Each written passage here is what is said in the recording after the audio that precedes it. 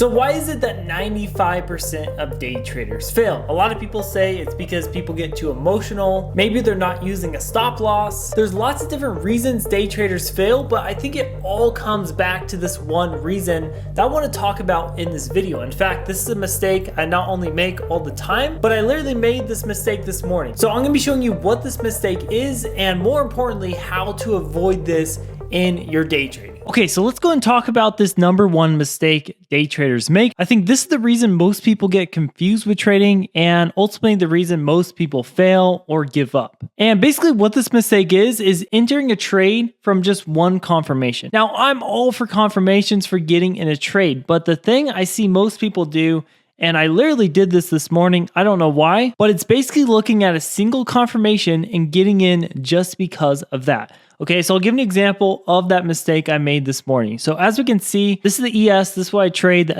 S&P 500. As we can see, we're coming down into a demand zone, okay?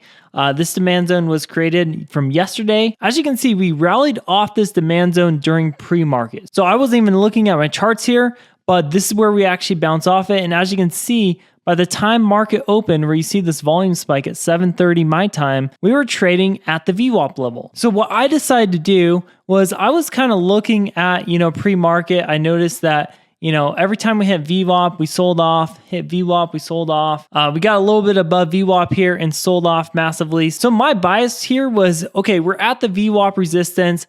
I'm going to go ahead and get short and just see if this works. And as you can see, what happened afterwards, we had this massive rally to this move up. Luckily, I had my stop loss around right here. So again, I see so many people do this and I still do this myself. They'll see, maybe a Fibonacci level, or maybe it's just a support level, a resistance level, and they'll take the trade just from one confirmation. So my system that I'm actually supposed to follow is I can only enter trades at key levels. So this area I entered right here, this was not a resistance level whatsoever. If I zoom out on the chart here, we can see, there is no resistance here. As you can see, the resistance level was way up here at this 44.20. So the correct thing you have to do is not just look at the resistance level, because even if I were to take a short at this level, right, and I waited, as you can see, this still wouldn't have worked, right? Price rallied way up after this as well, reaching new highs. So what I'm trying to tell you guys is you can't just look at one thing and take a trade,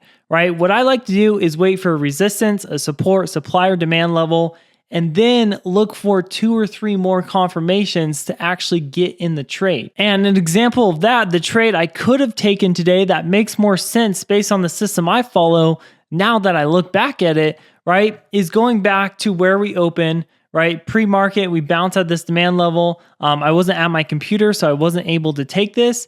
And as you can see, once we bounce off this demand, right, we had strength. And as you can see, we reclaimed VWAP, right? We got above VWAP. So this is technically a bullish sign, right? This is actually a confirmation for my system I trade with to get into the trade and use the VWAP as the new support. So obviously in 2020 hindsight, this is easier to say than do, but in reality, I should have been looking at this VWAP as a support level and not a resistance level. Because again, we came off this demand level right here. We reclaimed the VWAP. We started getting high volume, but as you can see, there was no push down. I mean, we traded below the VWAP for, less than a few seconds every time we got under it. So not only are we supported from this demand level that we created yesterday, but we also have some other confirmations telling us to go long as well. Again, the mistake I made was I just looked at one of the confirmations. I was like, hey, VWAP has been acting as resistance,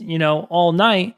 Let me try taking it short here. And obviously I got stopped out. It's not like I lost a whole bunch of money, but what this did the rest of the day was it literally just affected my mindset, right? It made me kind of have some FOMO. It made me feel like I wasn't a good trader, right? And it just kind of screws with your emotions, and that can cause you to take other trades that aren't so good. And unfortunately for some traders, this causes them to blow their entire account in a single day or in a single week, because that one loss can give them bad momentum and energy the rest of the day. So obviously you're not going to be able to win every single trade you take, but the more confirmations you have, the more important the level is, the higher chance the trade will actually work. And obviously if that trade does work, that's going to bring your confidence up. You're going to end up following your system more because you know it's working, right? So I'm a huge believer in momentum, right? If you start having bad trades it's going to bring you some bad momentum. And on the flip side, if you have some good trades, it's going to bring you some good momentum and get your confidence up. So if this is something you guys struggle with, I recommend you just create a simple spreadsheet like this and, actually write down what the confirmations are, what the setup is that you're taking, right? So maybe this was a reversal supply level, right? So that's your setup that you're taking. Now, what are the confirmations? Because again, just because we're at a supply level doesn't mean we should just take the trade. Okay, we have to have some confirmations on top of that. So maybe one of the confirmations was we saw some reversal candles. Maybe another confirmation was we're really far away from VWAP and VWAP was kind of just trading flat while price was way up in a supply zone. That could be a confirmation. Maybe we're also at an important fib level if you use the Fibonacci tool. Another confirmation was maybe NASDAQ was also at a key resistance level, right? So if I'm trading ES, sometimes I'll look at NASDAQ and see if NASDAQ is also at an important resistance level. That could be another confirmation for me to take ES short, right? So maybe in Q, also at supply zone. So the whole game with trading is, again, the more confirmations you have, the higher the probability the trade will actually work.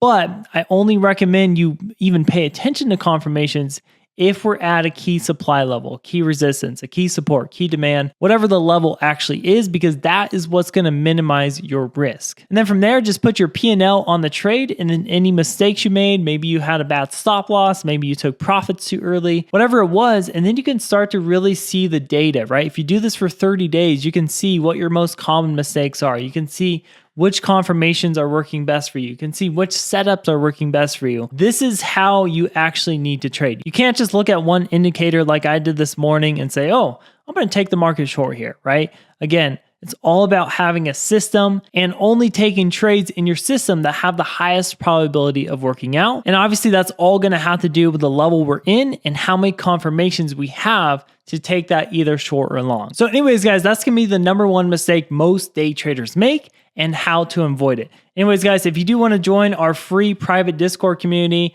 this is where I share my pre-market plan and levels every single morning. I specifically do this for the S&P 500 since I trade futures. You can also apply this to options if you're trading SPY options. So anyways, guys, if you do want access to my daily pre-market plans, market updates, and also our community as well, this group is completely free and open to the public. All you have to do to join it is click on the first link in the description below, or just head over to this link right here. I'd love to have you join us inside of there. So with that being said, guys, as always, I hope you have a great rest of your day, and I will see you in my next video.